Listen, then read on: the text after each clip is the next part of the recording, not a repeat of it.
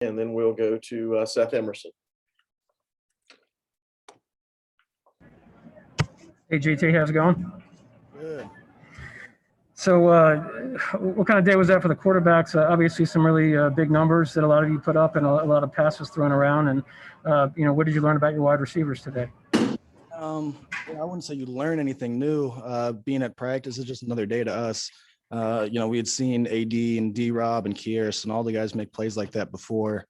I think part of that is just really good quarterback room and a good system.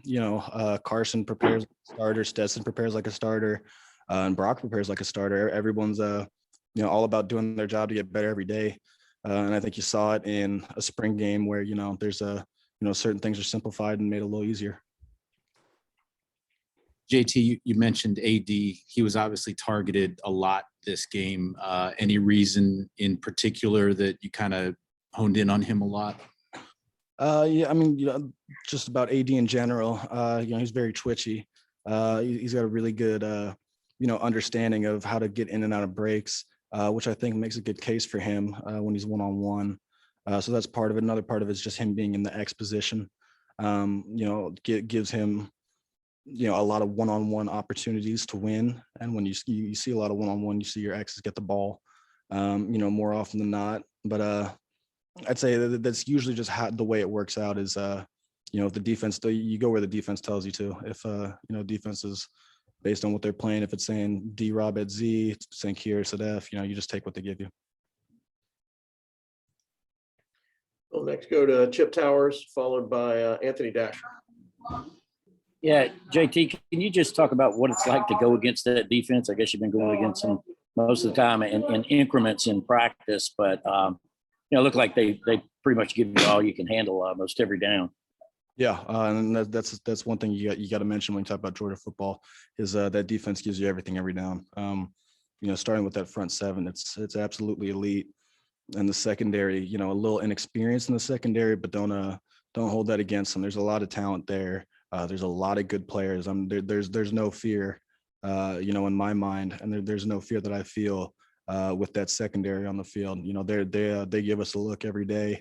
They make a lot of plays. We make a lot of plays on them, but it's just good on good.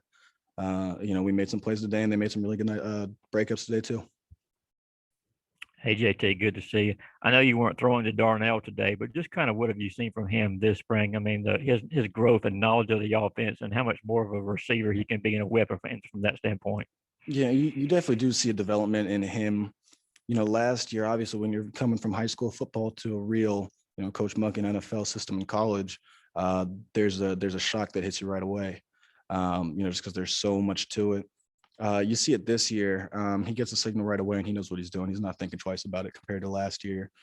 Everyone that's new has a lot of mental errors and, it's just new. And in terms of his development physically, I think he's gotten a lot smoother in terms of getting in and out of breaks. And he's always had good instinct, but it's gotten even better to me in terms of understanding where the ball is going to be thrown, understanding where his grass is, and really taking advantage of, his size. We'll next go to Dean Legge, followed by Charles Odom, and that may be our last two questions. JT, you hit the backs, I think, 12 times today.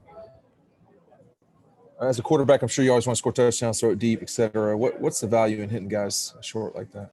That's a great question. Because especially I love throwing the ball deep, and you see it a lot. But especially when you have James, Zamir, Kendall, all the guys we have. I think checkdowns in general are the most underrated, underappreciated aspect of our offense. At a bare minimum, it's easy to throw. At a bare minimum, it's 3 yards, and that's if the first guy tackles them. It's very, very rare that the first guy tackles any of our running backs. So, if a defense wants to bring vertical pressure and drop back and play soft, or they're playing good coverage, if I have to check down 10 times in a row, I'll check it down 10 times in a row. There's no there's no problem with that for me. And I think you saw it a lot for Cincinnati. That 2-minute drive consisted of a pass to George and then 4 or 5 checkdowns in a row. It's really just taking what the defense gives you, and we trust our running backs with the ball to make people miss.